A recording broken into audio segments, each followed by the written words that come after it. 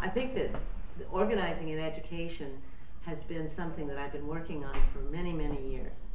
And one of the things that I think is happening is that people who are starting to internalize the principles of anti-racism are really starting to bring it back to their schools. And I'll use one example. In New York, Brooklyn Friends School, there was a person hired there, an African-American man who was hired at that school. He was hired as a diversity officer.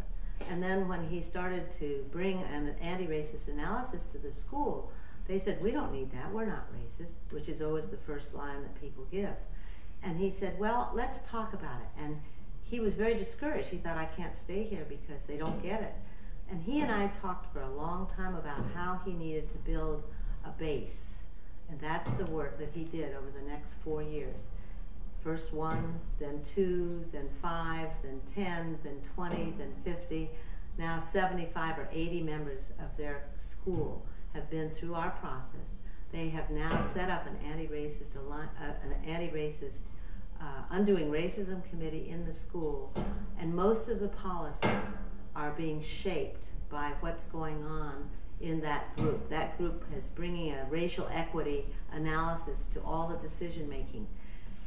Last summer, the new head of school was hired in part because of his belief that it's important to deal with racism in the school. The first thing this man did when he came to the school is come to one of our workshops.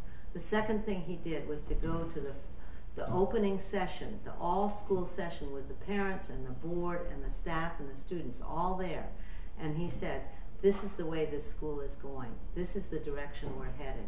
And it gave permission to those who had been working, like Jeffrey Cox, for years, who had been working in that school. It gave them permission to expand the work that they were doing, to start experimenting. They have new curricula they're developing for the young children. They're developing new programs in the middle and upper schools, and they are really making a difference. They're embedding an anti-racist analysis in the school. That's one school example.